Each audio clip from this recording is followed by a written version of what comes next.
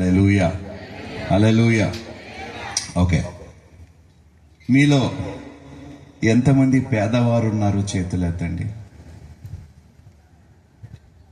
వెళ్తాను.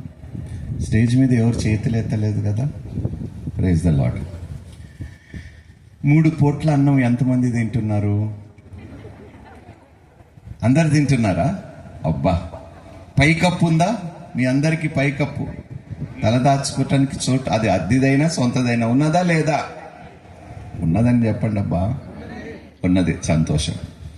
వస్త్రాలు ఉన్నాయి, ఉన్నాయి, అన్న వస్త్రాలు ఉన్నాయి, పైకప్పు ఉన్నాయి, అన్నీ ఉన్నాయి.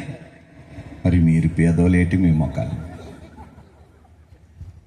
ఈ ప్రపంచములో ధనవంతుడికి అర్థం అంటే 3 పూట్ల అన్నము తిని ఆ పూటకి ఇంకా కాస్త మిగిలిపోతే వారంత ధనవంతులు మరొకరు లేరు. అట్టి కృప యేసుక్రీస్తు ప్రభువారు మనకి ఈ దినము అనుగ్రహించినందుకు కనీసం ముఖంలో సంతోషం చూపించండి. అబ్బా, క్రైస్తవుల్లో నేను చూడనిది ఏమిటో తెలుసా? దేవుని సన్నిధికి వచ్చినప్పుడు సంతోషం. పాటలు పాడుతాము, దేవుణ్ణి స్తుతిస్తాము, కానీ ముఖాల్లో ఇంకా దిగులు కనిపిస్తూనే ఉంటుంది, చింత కనిపిస్తుంది.